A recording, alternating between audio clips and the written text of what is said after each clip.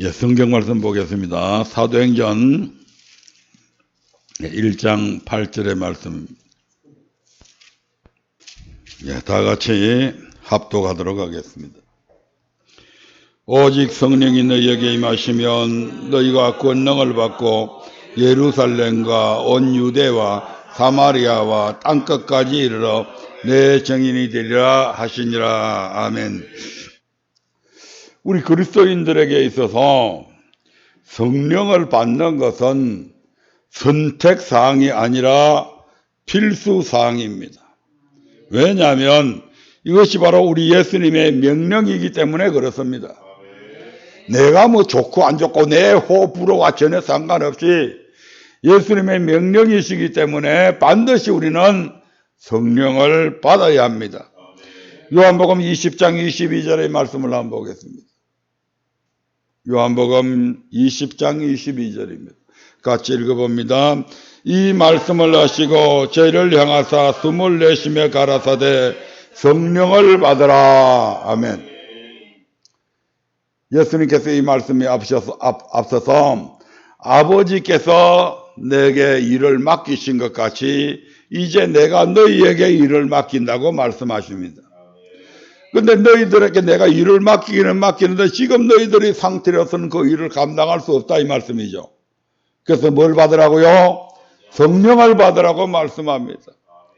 주님께서 제자들에게 주신 것과 똑같이 오늘 저희들에게도 오늘 우리에게 하나님의 자녀로서 하나님의 주의 종으로서의 사명을 주셨지만 우리 스스로서는 이것을 감당해낼 수가 없음을 주님은 먼저 알고 계신다는 말씀이에요. 우리의 연약함도 알고 계시고 우리가 주님께서 도와주시지 않을 때 어떻게 얼마만큼 자주 넘어지는 것도 알고 계시고 우리의 약함을 알고 계셔서 우리가 얼마나 실망하고 낙담하고 부정적인 말을 하고 금방 세상 주님께서 도와주시지 않으면 세상 사람들과 똑같이 따를 뻔한 그런 삶을 살아가는 그런 연약한 존재임을 주님은 알고 계신다 이 말입니다. 그래서 뭘 받으라고요? 성령을 받으라고 말씀하고 있는 것입니다. 이 성령을 받으라고 하시는 것은 주님께서 또한 이미 약속했던 말씀입니다. 사도행전 1장 4절부터 5절의 말씀을 한번 보겠습니다. 사도행전 1장 4절부터 5절입니다. 같이 읽습니다. 사도와 같이 모이사 저희에게 분부하여 가라사대 예루살렘을 떠나지 말고 내게 들은 바 아버지의 약속하신 것을 기다리라.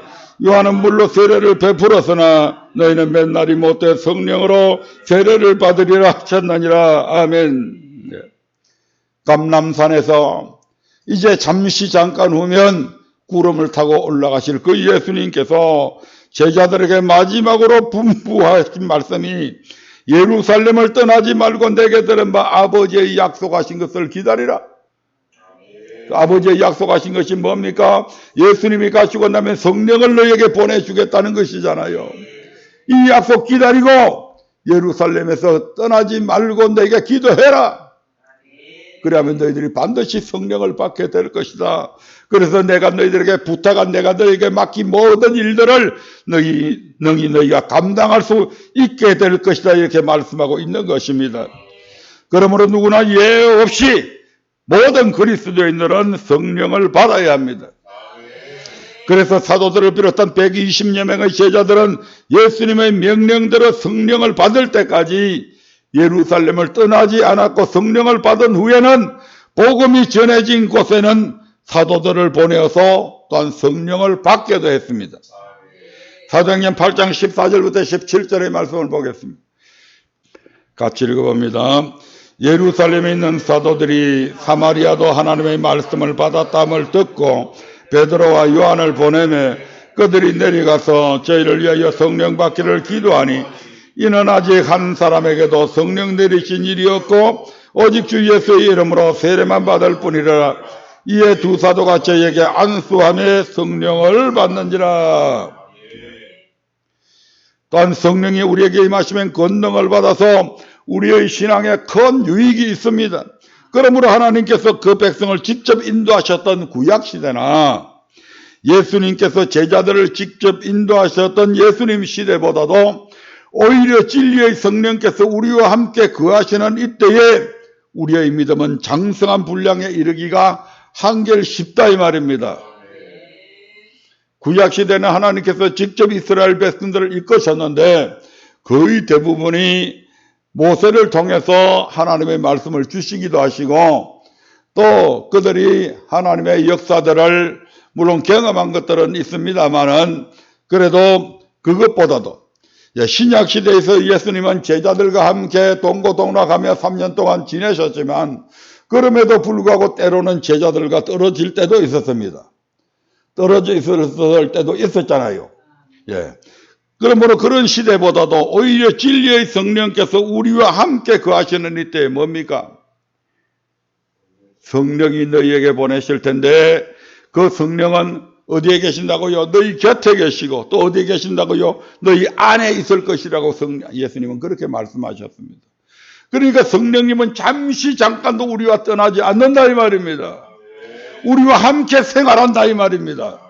우리 안에는 우리는 성령님의 거처가 되어 있고 성령님은 당신의 그 거처신 우리의 마음 안에 들어와 계시는 것입니다. 그래서 우리의 잘못된 생각을 꾸짖기도 하시고 때로는 책망하시고 때로는 위로하시고 때로는 격려하시고 때로는 참고 견디며 인내하게도 만들어 주신다 이 말입니다. 그러므로 이러한 성령님과 늘 교통한다면 우리의 믿음이 안 자라면 그게 비정상이에요. 자라는 것이 당연합니다. 그리고 예수님께서 이 땅에 오심으로 구약의 율법이 완전케 되어졌고 이 완전케 된 신약의 법을 지키기 위해서는 반드시 뭐가 필요하다? 성령의 도우심이 필요합니다. 그래서 생명의 성령의 법, 그 진리의 성령을 받아야 하고 또한 장차 우리에게 엄청난 환난이 닥쳐올 텐데 그 환난 날의 주인의 이름을 끝까지 시인하기 위해서도 성령을 받고 성령으로 충만해야 된다 이 말입니다. 그러므로 우리는 예수님께서 아버지께로 가셔서 보내주시겠다고 약속하신 보혜사 성령을 받고 그 성령으로 늘 충만해야 합니다.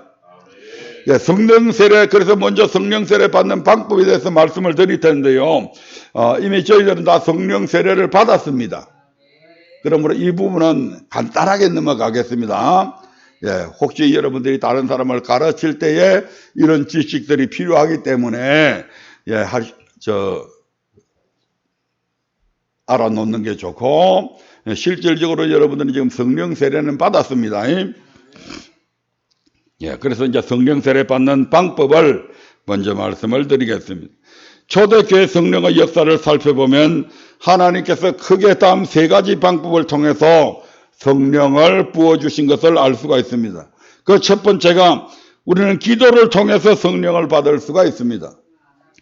사도행전 2장의 성령 강림 사건에서 사도들을 비롯한 120여 명의 제자들은 어떻게 성령을 받았는지 먼저 살펴보면 사도행전 1장 12절부터 15절까지에 보면 제자들은 전혀 기도에 힘썼다고 그럽니다. 예수님께서 이제 내가 가더라 해도 너희들은 예루살렘을 떠나지 말고 이곳에서 내가 너희에게 약속하신 것을 기다리라. 그리하면 너희들이 성령을 받게 될 것이다. 그렇게 해서 그곳에 감람산에 약 500여 명의 제자들이 있었는데 다른 분들은 바빠서 그런지 다 떠나가고 약 120명의 사람들이 남았습니다. 그들이 이제 예루살렘에 있는 마가의 다락방에서 하나님 앞에 간절히 기도하게 되는데 약 열흘 동안을 뭐 했다고요? 전혀 기도에 있었다. 그냥 기도했다는 거 전혀 기도에 있었다. 기도의 모든 하루의 24시간을 잠자는 시간 빼놔놓고 계속해서 기도하는 일에만 전념했다 이 말입니다. 그렇게 10일을 기도했을 때 오순절에 드디어 성령이 그들 위에 임하시게 됩니다. 이 사건에서처럼 성령은 뭘 통해서 받을 수 있다? 기도를 통해서 받을 수 있습니다. 또한 예수님은 12 제자를 택하시고 그들에게 하나님의 도를 가르치시면서 기도에 관한 교훈을 말씀하시던 중에 다음과 같이 말씀하셨습니다. 마태복음 7장 7절부터 11절의 말씀입니다. 구하라 그러면 너희에게 주실 것이요 찾으라 그러면 찾을 것이요 문을 두드리라 그러면 너희에게 열릴 것이니 구하는 이마다 얻을 것이요 찾는 이가 찾을 것이요 두드리는 이에게 열릴 것이니라. 너희 중에 누가 아들이 떡을 달라면 돌을 주며 생선을 달라면 뱀을 줄 사람이 있겠느냐. 너희가 악한 자라도 좋은 것으로 자식에게 줄 줄 알거든. 하물며 하늘에 계신 너희 아버지께서 구하는 자에게 좋은 것으로 주시지 않겠느냐. 이 말씀은 누가복음 11장 9절부터 13절에도 동일하게 기록이 되어져 있습니다. 같이 읽어봅니다. 시작.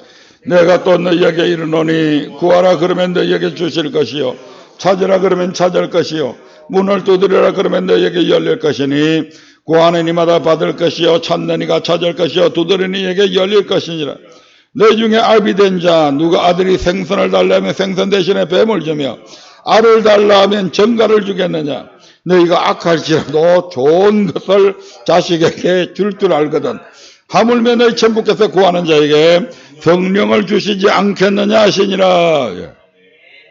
이처럼 예수님은 구하는 이마다 받을 것이요 찾는 이가 찾을 것이요 두드리는 이에게 열릴 것이니 너희는 구하고 찾고 두드리라며 우리의 기도에 하나님께서 반드시 응답하실 것임을 제자들에게 강조하여 말씀하셨습니다.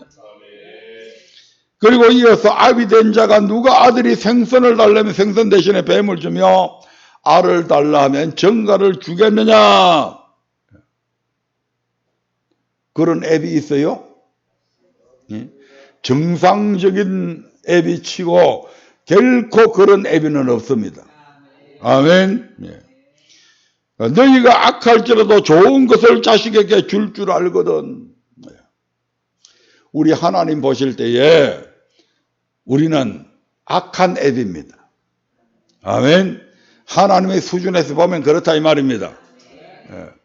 우리 딴에는 뭐 자식을 사랑하는 것 같고 막 자식을 위해서만 하는 것 같지만 사람은 역시 자기 중심적입니다. 아멘. 그러니까 하나님 보시고 우리는 악한 자라. 그 악한 자임에도 불구하고 내 자식에게 좋은 것 주기를 원하시는 것이 부모 심정이잖아요. 그런데 전혀 악하지 않은 선하디 선하시고 그 인자심이 영원한 그 하나님께서 너희들이 좋은 것 달라고 그러는데 너희들도 네 자식에게 너희는 악한 자라도 좋은 것 줄 줄 아는데 네 하나님께서는 네 자식들인 하나님의 백성들이 하나님 앞에 구하면 나쁜 거 주겠냐 이 말입니다. 반드시 정령 것 준다, 좋은 거 준다 이 말입니다. 그 좋은 것이 바로 누가복음에서는 성령이라고 말씀을 하고 있습니다. 우리 인생에 있어서 많은 사람들이 좋은 것의 기준을 따지면 엄청스레 많을 겁니다. 어떤 사람은 명예가 좋다, 어떤 사람은 권력이 좋다, 어떤 사람은 돈이 좋다. 여러 가지 자기 나름대로의 기준이 있겠지만 우리 하나님께서 보실 때 우리에게 가장 좋은 것은 뭐라고요? 바로 성령님이다. 성령을 받는다고 하는 것, 성령님께서 우리 곁에 계신다고 하는 것, 성령님이 우리 안에 계신다고 하는 이것은 세상의 그 어떤 것과도 바꿀 수 없는 소중한 것이다 이 말입니다.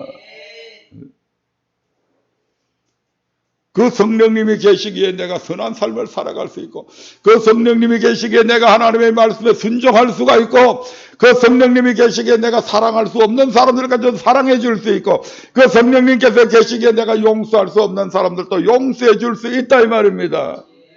그리고 그 열매는 뭡니까? 바로 천국이잖아요. 그러니까 성령님을 받는 것 이것은 가장 좋은 것이고 가장 좋은 귀한 것이고 가장 소중한 것임에 틀림이 없습니다. 아멘. 이로써 예수님께서 구하라 찾으라 두드리라고 명하신 이유는 기도를 통해 문제 해결은 물론이요 궁극적으로는 성령을 받기 위함임을 알 수 있습니다. 그러므로 여러분의 삶에 어려움과 문제가 있습니까? 낙심하거나 좌절하지 말고 오히려 하나님 앞에 감사함으로 나아가 구하고 찾고 두드리라 이 말입니다. 무슨 염려할 일 있습니까? 근심할 거 있습니까? 그분한테 매달리십시오. 그런 것보다도 훨씬 하찮은, 그런 것보다도 훨씬 소중한 성령님을 주시는 하나님께서 그보다 못한 하찮은 돈, 물질, 권력, 명예 필요하다면 왜 안 주시겠냐 이 말입니다. 욕심이 아니라 그것으로 하나님의 영광을 드러내기 위한 일들에 필요하다면 우리 하나님께서는 얼마든지 주신다 이 말입니다. 에서들을 페르시아 대제국의 왕비로 삼으신 것처럼 이 말입니다. 필요할 때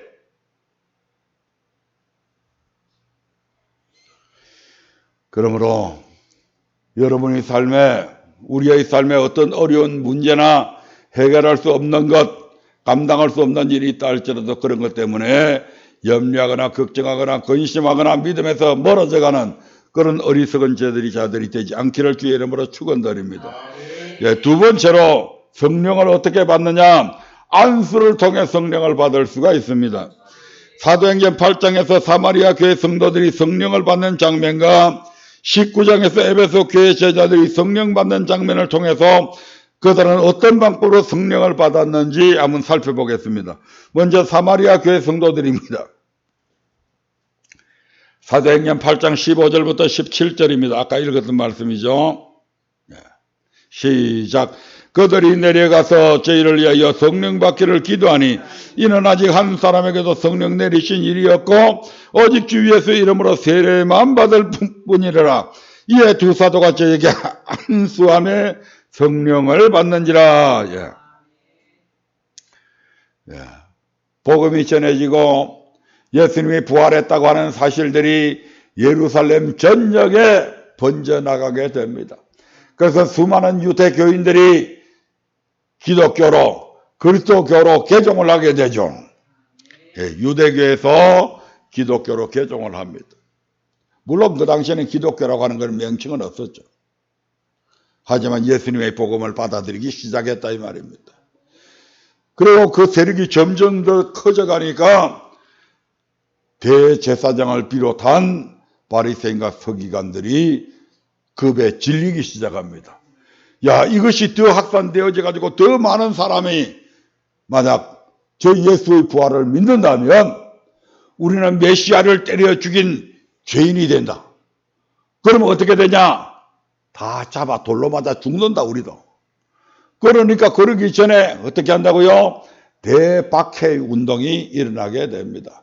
그래서 예수 믿는 사람들, 예수님의 부활을 전하는 모든 사람들을 막 잡아 가두고 막 대대적인 그런 핍박이 일어나게 됩니다. 그래서 예수 믿는 많은 사람들이, 사도들을 제외한 모든 성도들이 디아스포라, 예루살렘을 떠나고 각지로 흩어지게 됩니다. 그 흩어지는 무리 속에서 예수님의 7 집사 중 하나였던 빌립은 어디로 가냐면 사마리아로 내려갔다 이 말입니다. 그 사마리아에 가서 열심히 복음을 전거해서 많은 사람들이 예수님을 믿게 됩니다. 그리고 그들에게 성부와 성자와 성령의 이름으로 세례를 줍니다. 그런데 아직 성령 내리신 일이 있다 없다? 없습니다. 유태인들은 사마리아인들을 이방인 취급했잖아요. 개 취급했습니다. 음식도 같이 안 나눕니다. 그들이 있는 땅을 지나가지도 않습니다. 그런데 풍문에 들으니까 빌립 집사가 사마리아에 내려갔는데 거기서도 그 백성들이 예수님의 부활을 믿고 복음을 받아들였다 하는 소문이 들리는 겁니다. 그래서 야, 이대로 둬서는 안 되겠다 해가지고 베드로와 요한이 두 사도가 사마리아에 내려가 가지고 보니까 그들이 예수는 믿는데 아직 성령이 안 내려셨어요. 그래서 이제 베드로와 요한이 뭐 하니까 안수하니까 성령을 받게 되는 일들이 일어나게 되는 겁니다. 아멘. 성령은 뭘 통해서 받을 수 있다? 안수를 통해서 받을 수 있다. 다음으로 에베소 교회 제자들 한번 보겠습니다. 사도행전 19장 1절부터 6절입니다. 시작. 아볼로가 고린도에 있을 때에 바울이 윗지방으로 다녀 에베소에 와서 어떤 제자들을 만나 가로되 너희가 믿을 때에 성령을 받았느냐? 가로되 아니라 우리는 성령이 있음도 듣지 못하였노라. 바울이 가로되 그러면 너희가 무슨 세례를 받았느냐? 대답하되 요한의 세례로라. 바울이 가로되 요한이 회개의 세례를 베풀며 백성에게 말하되 내 뒤에 오시는 이를 믿으라 하였으니 이는 곧 예수라 하거늘 저희가 듣고 주 예수의 이름으로 세례를 받으니 바울이 그들에게 안수하며 그들이 성령이 그들에게 임하심으로 방언도 하고 예언도 하니. 아멘. 에베소 교회 담임 목사는 아볼로입니다. 그런데 그 아볼로가 이제 고린도 교회에 볼 일이 있어서 잠깐 갔습니다. 아멘. 이 아볼로 목사는 성경을 일찍이 성경을 배워서 성경에 대해서 굉장히 능통한 사람입니다. 그럼에도 불구하고 이 아볼로는 성령에 관해서 알았다 몰랐다? 성령의 일에 대해서는 전혀 몰랐습니다. 성령의 거듭남도 몰랐고 성령으로 말미암아 세례받는 것이 있는 것도 몰랐다 이 말입니다. 그래서 이제 사도 바울이 여기에 에베소 교회에 들린 김에 야 너희가 성령 받았냐 그러니까 성령이 뭔데요? 우리는 성령이 있다고 하는 사실조차도 모릅니다. 그렇게 해서 이제 사도 바울이 세례 요한이 내 뒤에 오시는 이는 나보다 능력이 많으신데 그는 성령으로 세례를 베푸는 분이다. 그분이 바로 예수 그리스도다 하는 것을 말씀을 하십니다. 그러므로 너희들이 이제 예수 믿으니까 너희들도 성령 세례 받아야 된다. 지금 이렇게 말씀하신 것이죠. 그리고 이때도 역시 사도 바울이 그들에게 뭐 했다고요? 안수하니까 바울이 그들에게 안수하며 성령이 그들에게 임하심으로 뭘 했다고요? 방언도 하고 예언도 하게 되었다. 아멘. 우리 박무선 성도님이 방언도 했다고 하는 것은 성령 세례 받은 대표적인 증거다 이 말입니다. 세 번째로 성령 세례는 어떤 사람들이 받는가? 말씀을 듣는 중에 성령을 받을 수도 있습니다. 아멘. 사도행전 10장에서 고넬로 가정에 성령이 임하신 사건을 통해서 또 어떻게 성령을 받을 수 있는지 알 수가 있습니다. 사도행전 10장 44절부터 45절에 보겠습니다. 사도행전 10장 44절부터 45절입니다. 시작. 베드로가 이 말할 때에 성령이 말씀 듣는 모든 사람에게 내려오시니 베드로와 함께 온 할례 받은 신자들이 이방인들에게도 성령 부어주심을 인하여 놀라니. 베드로는 이 당시에 어디에 있었는가? 요빠라고 하는 곳에 머물고 있었습니다. 그 유대인들의 그 집 요리 행태를 보면 거의 다 슬라브 지붕이에요. 그러니까 슬라브 위에 그 올라가서 기도할 수 있는 장소입니다. 그런데 그때에 이 고넬료라고 하는 로마의 백부장이 환상을 보는데 빨리 사람을 보내가지고 저 요빠에 있는 베드로를 초청해 오라고 그럽니다. 그래서 하인들을 보내가지고 요빠에 있는 이제 베드로를 모셔오는데 유태인들은 이방인들과 상종을 안 합니다. 그래서 이 로마인들이 와가지고 베드로를 찾으니까 어떻게 나를 찾냐 물어보니까 우리 주인이 여기 가서 당신을 초청해 오라고 해서 여기서 모시러 왔습니다. 근데 그냥이면 베드로가 안 갈 텐데 이미 성령님께서 베드로에게 한상을 보여주셨습니다.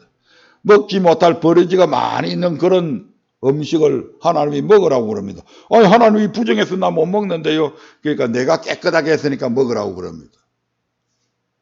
그런 일이 몇 번을 있었다고요? 자꾸 베드로가 의심하니까 3번이나 보여줍니다. 그러자 바로 고넬료가 보낸 그 하인들이 왔다 이 말입니다.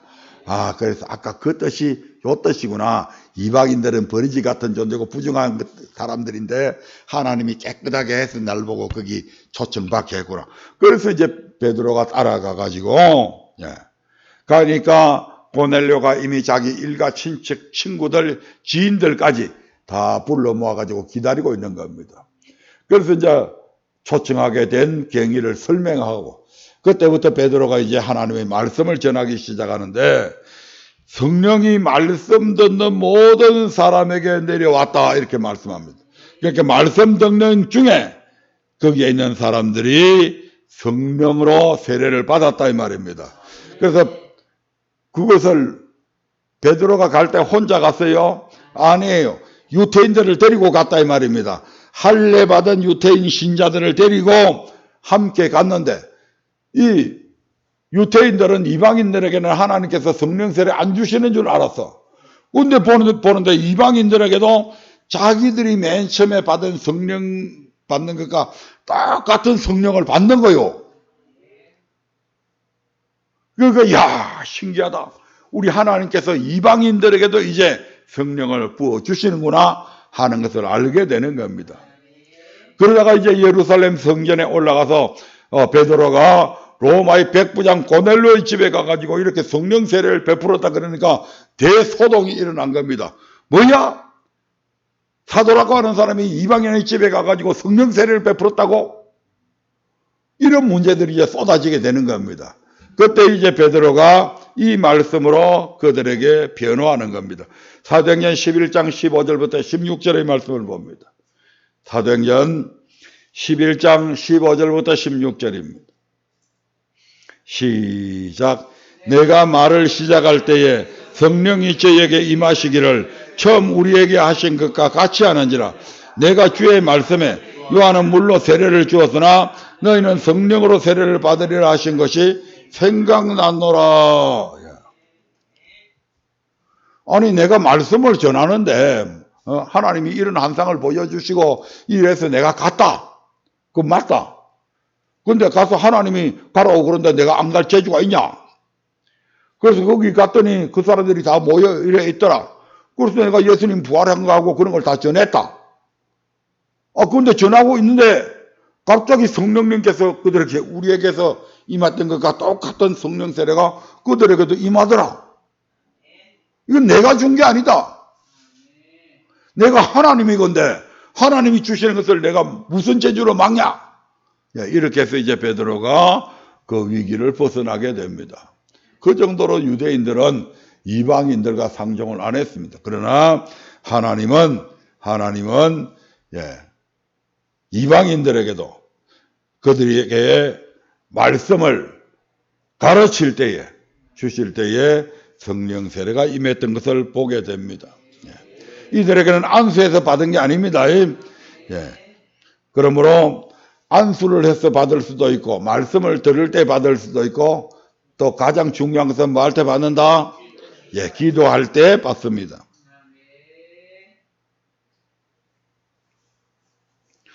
그래서 이방인이라도 예수 그리스도를 나의 주로 영접하지 않은 사람도 마음의 문을 열고 하나님의 말씀을 간절히 받으면 말씀을 듣는 중에 성령을 받을 수 있다는 것입니다. 이상으로 우리는 초대교회 성도들이 성령 세례 받는 모습을 통해서 성령을 받는 방법이 크게 세 가지가 있음을 알 수가 있습니다. 하나님의 말씀은 어제나 오늘이나 영원토록 동일하며 성령의 역사 또한 초대교회 때나 오늘날의 교회에서나 동일하게 일어납니다. 따라서 오늘날에도 기도를 통해서 받을 수 있고 또 주의 종들이 안수를 함으로 성령을 받을 수도 있고 하나님의 말씀을 듣는 중에도 성령을 받을 수 있습니다. 성령 세례는 한 번 받으면 끝나냐? 아닙니다. 성령 세례는 한 번만 받으면 됩니다. 근데 성령 충만함은 수시로 받아야 된다 이 말입니다. 우리가 주가 그리스도시여 살아계신 하나님의 아들이시라고 하는 이 신앙 고백은 한 번만 하면 되죠. 성령 세례도 한 번만 받으면 됩니다. 그런데 성령 충만함은 계속해서 받아야 된다 이 말입니다. 왜냐하면 한 번 성령 세례 받았다고 해서 늘 성령으로 충만되어져 있는 것은 아니다 이 말입니다. 성령 세례는 소멸될 수 있고 약해질 수 있다 이 말입니다. 상황에 따라서. 그래서 성경은 성령을 소멸치 말며 성령으로 충만함을 받으라고 명령하고 있습니다. 이는 성령을 받은 후에 성령을 소멸할 수 있다는 뜻입니다. 그러면 성령을 소멸치 않고 성령으로 충만받기 위해서는 어떻게 해야 할까요? 지속적으로 우리가 어떻게 하면 성령 충만 받을 수 있냐 이 말입니다. 이것 또한 첫째 뭐 해야 된다? 기도해야 합니다. 베드로와 요한을 비롯한 예수님의 제자들은 사도행전 2장에서 이미 성령으로 충만함을 받았습니다. 또한 성령이 충만하여 가는과 장로들과 서기관들 앞에서 담대히 예수님께서 부활했다는 도를 가르쳐서 하루에 3,000명, 5,000명의 유대인들로 하여금 하나님께로 돌아오게 만들었습니다. 그러나 제사장들과 장로들에게 잡혀 위협을 당한 후에 그들은 어떻게 합니까? 장로들에게 그들이 잡혀갔어. 유대인들에게 잡혀가서 공회 앞에 서게 돼. 거기에 대제사장들과 바리새인들과 율법사들과 성경에 관해서 해박한 지식을 갖고 있는 수많은 사람들이 거기에 있는 거예요. 교수들까지 다 있어요. 가말리엘이라고 하는 교수도 거기에 최고의 학문을 가르치는 교수도 거기에 다 있는 거예요. 거기에 잡혀가가지고 막 겁을 주고 막 위협을 합니다. 다시는 예수가 부활했다가는 이따위 소리 하지 마. 우리는 당신들이 말 듣는 것과 하나님의 말씀을 듣는 것 중 어떤 것이 옳은지 판단해 보십시오. 우리는 절대로 이 말씀을 전하지 않을 수 없습니다. 그렇게 하니까 이것들을 때려 죽이려고 그래도 이들을 지지하는 많은 성도들이 있기 때문에 감히 그렇게 하지 못하고 공갈 협박만 하고 돌려보냅니다. 돌려보내가지고 이들이 첫 번째가 한 일이 뭡니까? 사도행전 4장 29절부터 31절을 보겠습니다. 사도행전 4장 29절부터 31절입니다. 같이 읽어봅니다. 주여 이제도 저희의 위협함을 하감하옵시고 또 종들로 하여금 담대히 하나님의 말씀을 전하게 하여 주옵시며 손을 내밀어 병을 낫게 하옵시고 표적과 기사가 거룩한 종 예수의 이름으로 이루어지게 하옵소서 하더라. 빌기를 다음에 모인 곳이 진도가 되니 무리가 다 성령이 충만하여 담대히 하나님의 말씀을 전하니라. 아멘. 빌기를 다음에 뭐 어떤 이야기입니까? 기도를 마쳤다 이 말입니다. 즉 제자들은 하나님의 말씀 곧 부활하는 도를 가르치다가 위협과 핍박을 당하였을 때 뭐 했다고요? 그냥 주눅 들어가 있었다고요? 아니고 뭐 했다고요? 더욱 간절히 기도했다. 주여 이제도 저희의 위협함을 우리 하나님 보시지 않았습니까? 우리의 마음이 위축이 됩니다. 겁이 납니다. 그러니까 우리에게 손을 내밀어 병을 더 많이 낫게 해주고 표적과 기사가 거룩한 종 예수의 이름으로 이루어지게 하시고 우리에게 성령으로 충만케 하시옵소서 하고 간절히 기도했더니 성령이 다시 충만해졌다 이 말입니다. 이 일을 통해서 우리가 뭘 알 수 있습니까? 사도행전 2장 4절에서 제자들은 이미 성령을 충만하게 받았죠. 그런데 지금 그렇게 받아가지고 막 힘차게 예수님이 부활했다는 말씀을 막 전하는데 안전뱅이가 일어서는 이런 기적도 일어났는데 그러다가 보니까 수많은 사람들이 유태교에서 기독교로 유태교에서 하나님의 말씀을 이제 받는 모습으로 돌아오게 되는 거죠. 그러다가 이제 결국 잡혀가게 됩니다. 그래서 거기에 공갈 협박을 당하게 되죠. 심한 위협을 당한 후에 이와 같이 간절히 기도함으로 계속 성령의 충만함을 유지시켜 나갔다 이 말입니다. 그러면 저들이 왜 이와 같이 간절히 기도했을까요? 사람은요 암만 강한 심장을 가지고 있어도 그런 데 한번 끌려가 가지고요 협박당하고 하면 주눅듭니다.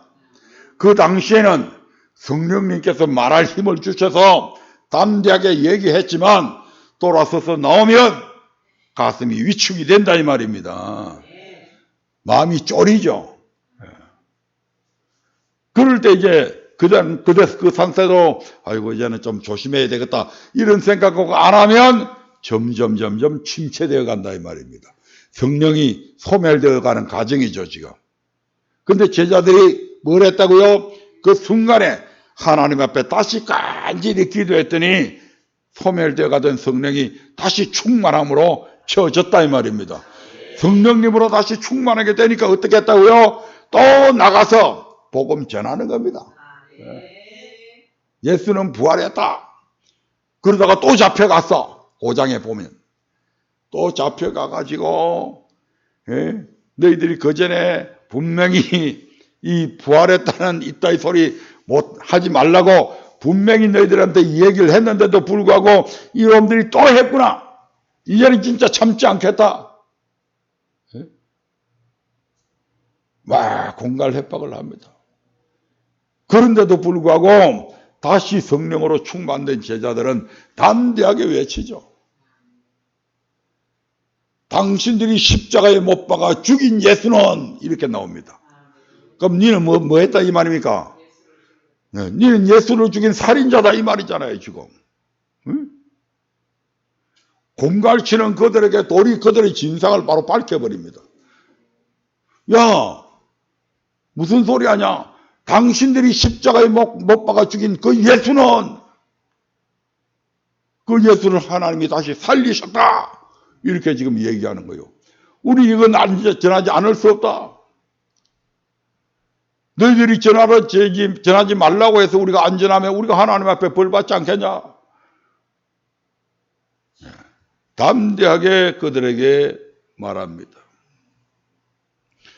따라서 이 말씀을 통해서 보면 우리가 성령이 충만해 있더라도 여러 가지 핍박과 환경의 어려움을 통해서 성령이 소멸할 수 있고 우리 안에 있는 성령의 충만함이 점점 약해질 때도 있다 이 말입니다. 그러므로 항상 성령으로 충만받기 위해서는 우리가 반드시 뭐 해야 된다고요? 기도하는 일에 힘써야 된다 이 말입니다. 오늘 내가 성령으로 충만되었다고 해서 내일도 충만할 것이다 그렇게 생각하지 말라 이 말입니다. 날마다 기도해야 됩니다. 왜냐하면 우리가 날마다 세상을 살아가면서 세상과 부딪히고 마귀와 부딪히고 여러 가지 어려운 환경과 부딪히고 그렇게 하잖아요. 그러다 보면 점점 우리의 마음이 교회 안에서 열심히 기도할 때보다도 그런 세상을 접촉하다 보면 나도 모르게 우리의 내리 속에는 우리의 생각과 우리의 방법과 우리의 수단들이 떠오르게 되잖아요. 그래서 하나님의 말씀에 의지하기보다는 내 판단을 의지해서 일할 때가 많이 생기잖아요. 그래서 약해진다 이 말입니다. 그러니까 그걸 다시 기도해서 보충을 해놔야 되는 거예요.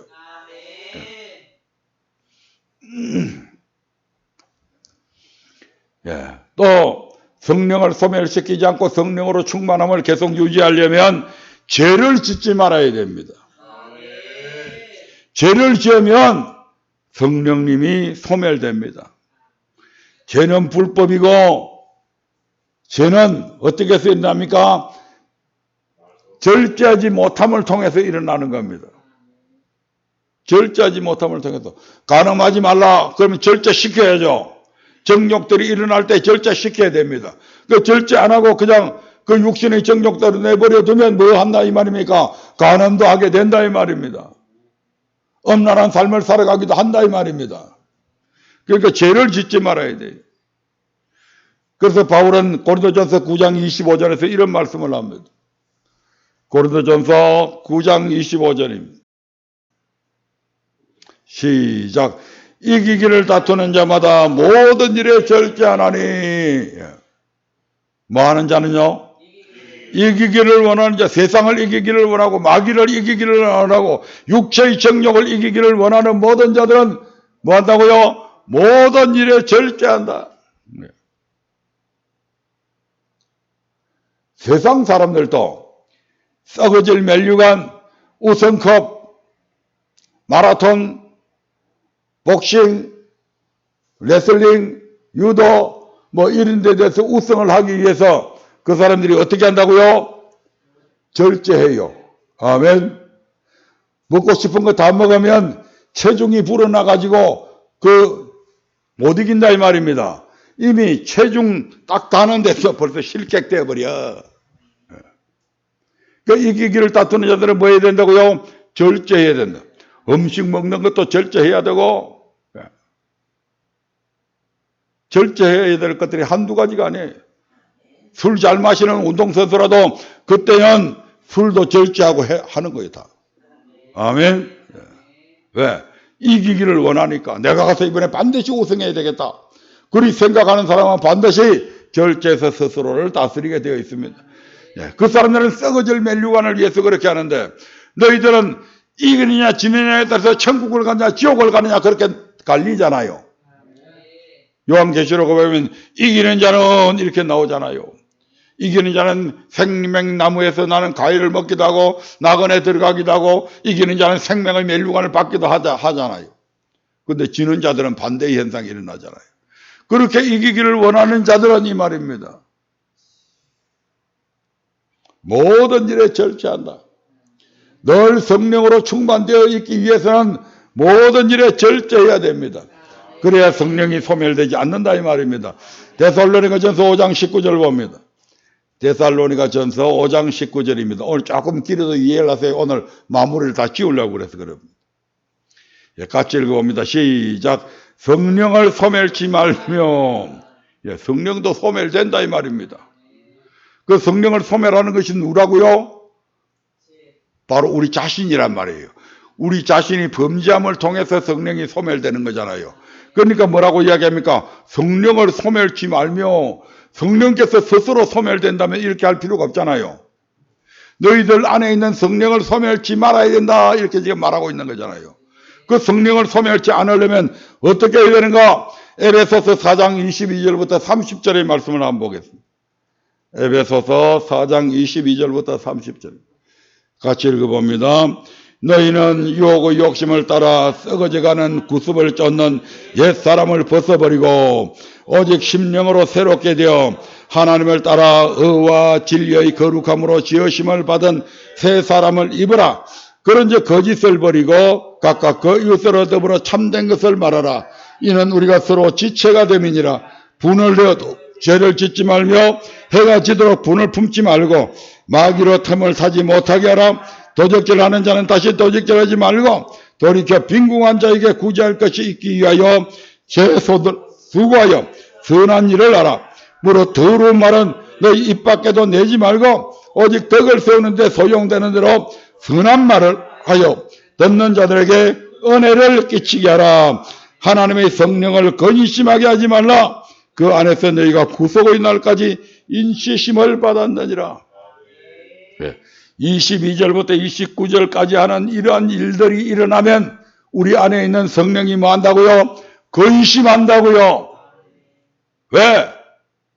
이게 이대로 지속되어 있으면 결국 성령이 소멸되어 버리기 때문에 소멸되지 않기 위해서 성령님께서 근심을 하는 거예요. 야, 우리 전도사가 저러면 안 되는데, 우리 임근사 저러면 안 되는데, 우리 박무성 성도 저러면 안 되는데, 우리 사모 저러면 안 되는데, 우리 전 목사, 김 목사 저거 저리하면 안 되는데 성령님께서 속에서 애태우며 근심을 하는 거예요. 아멘. 네. 그러니까 우리가 성령을 소멸치 말아야 됩니다. 그러기 위해서는 절제해야 된다 이 말입니다. 죄 짓지 말아야 된다 이 말입니다.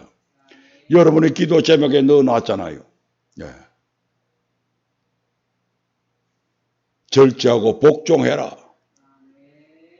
성령님이 인도하신 대로 기도해라. 그 다음에 범죄하지 마라. 그 말은 절제하지 마라. 절제해라 이 말입니다. 네.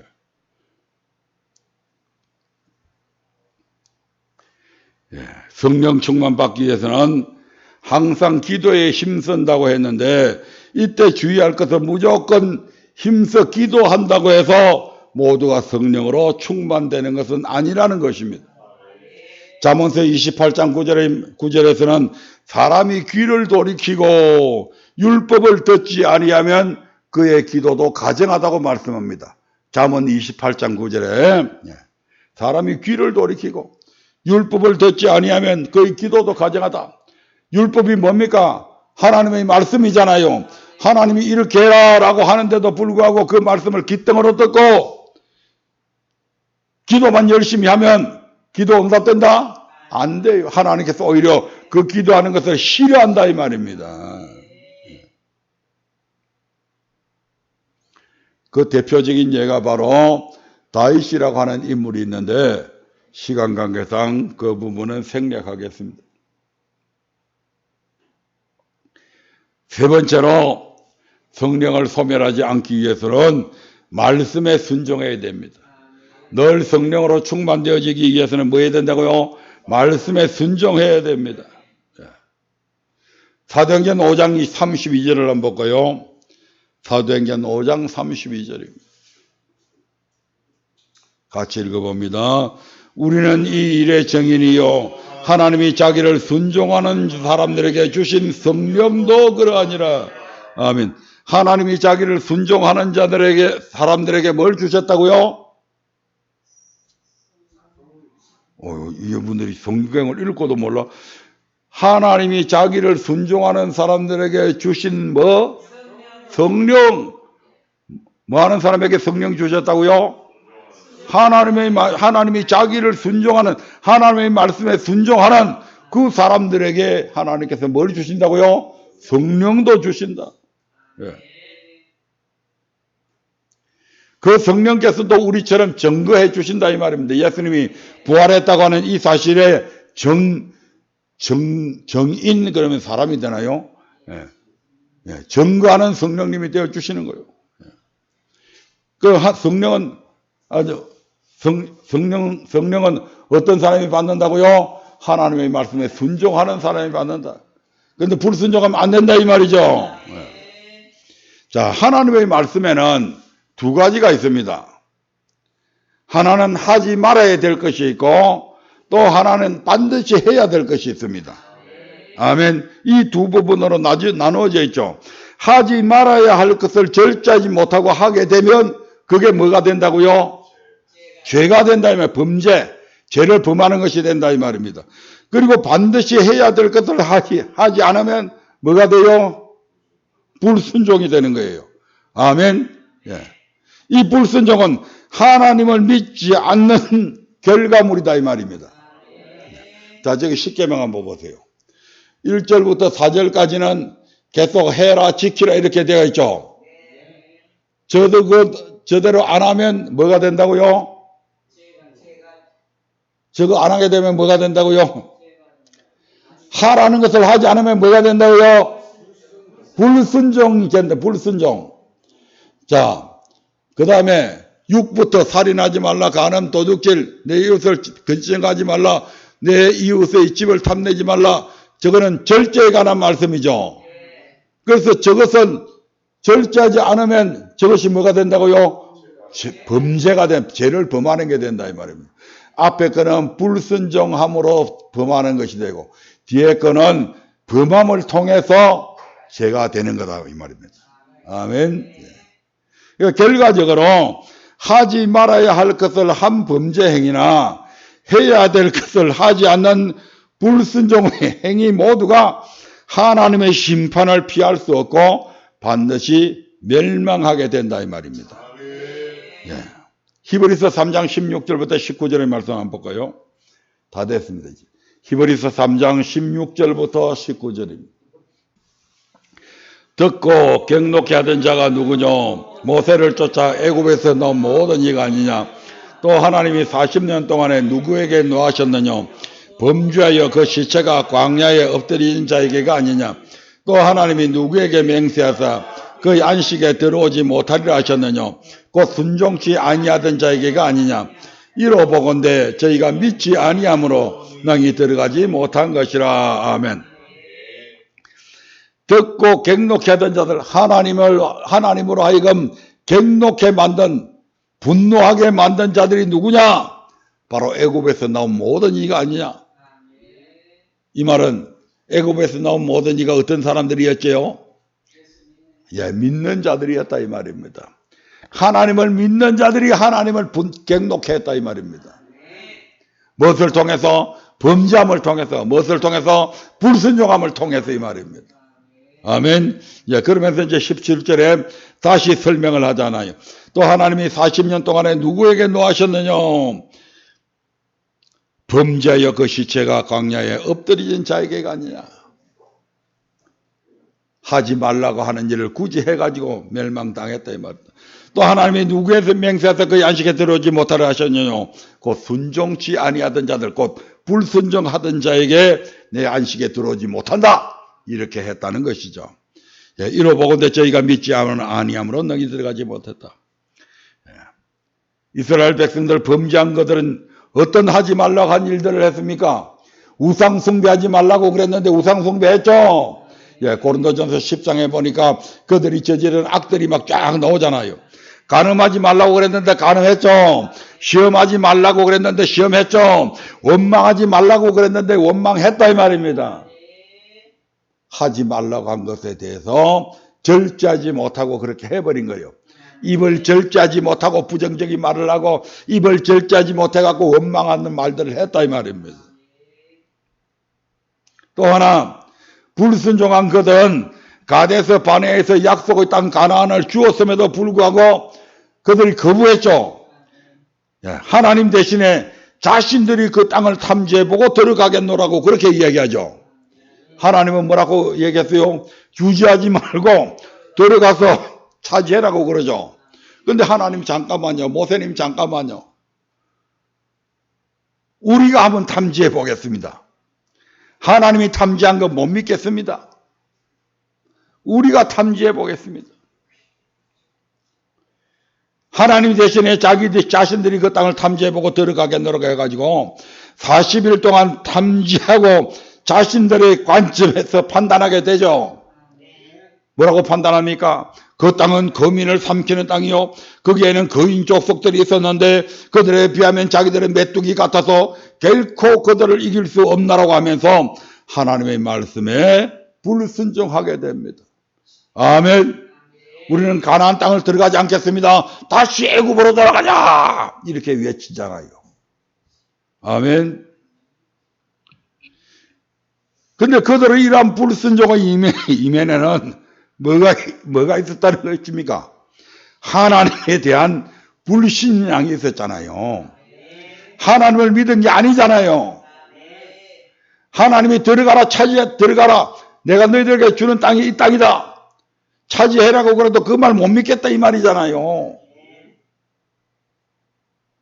이 땅은 우리가 처음 가보는 땅이니까 우리가 직접 우리 눈으로 확인해 봐야 되겠습니다. 하나님 당신 못 믿겠습니다. 여태껏 2년 몇 개월 동안을 하나님의 말씀을 듣고 수많은 이적과 기적을 보고 하나님이 어떠한 분인가를 직접 경험했음에도 불구하고 그들의 마음속에는 아직도 하나님에 대한 불신앙이 도사리고 있었던 거예요. 그래서 뭐라고 이야기합니까? 이로보건대 저희가 능히 믿지 아니함으로 누구를 하나님을 안 믿었다 이 말입니다. 여호와는 나의 힘이요 노리시며 그는 나의 구원자이다 그는 나의 하나님이시라고 분명히 고백하고 그때는 믿었어. 그런데 2년 몇 개월 동안 지나면서 이런 믿음이 자라가야 될 텐데 오히려 그 하나님을 부정해 버리잖아요. 아멘. 말씀을 맺으려 합니다. 지난 19번의 설교를 통해 우리는 성령님이 이끄시는 삶이란 대주제로 말씀을 들어왔습니다. 이 말씀을 마치면서 제가 기도하는데 마음속으로 우리 성도들이 이 말씀을 얼마만큼 이해했을까? 얼마만큼 실천해 봤을까? 여러분의 마음속에 그 말씀들이 얼마만큼 생생하게 살아 움직이며 여러분의 삶을 이끌어 갈 수 있을까? 이런 의문들이 끊임없이 생기더라고요. 성령님이 이끄시는 삶은 그냥 듣기에 좋다. 이론적으로 이렇게 하면 성령 세례 받는구나. 이렇게 하면 성령 충만 받는구나. 그런 이론이 아닙니다. 성령님이 이끄시는 삶은 오늘 내게 주어진 시간 속에서 끊임없이 그분과 만나고 대화하고 함께 살아가는 삶이다 이 말입니다. 여러분과 전혀 별개로 있는 삶이 아니에요. 그런데 그렇게 살아가냐 이 말입니다. 날마다 그분을 만나고 있냐 이 말입니다. 날마다 그분과 대화하고 있냐 이 말입니다. 날마다 그분과 함께 생활하고 있냐 이 말입니다.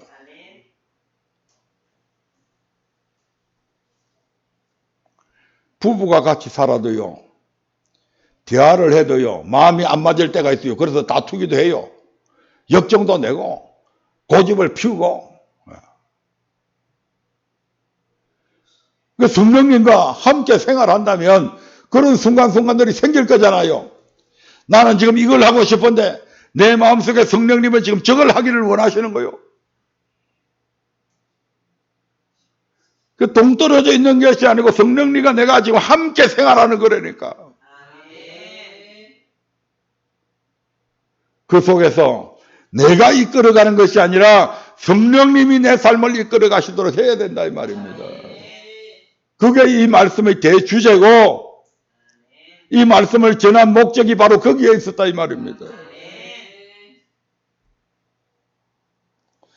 그래서 내 마음이 낭망하려 하는데 하나님께서 문득 콩나물이 어떻게 자라는지를 생각나게 해주셨습니다.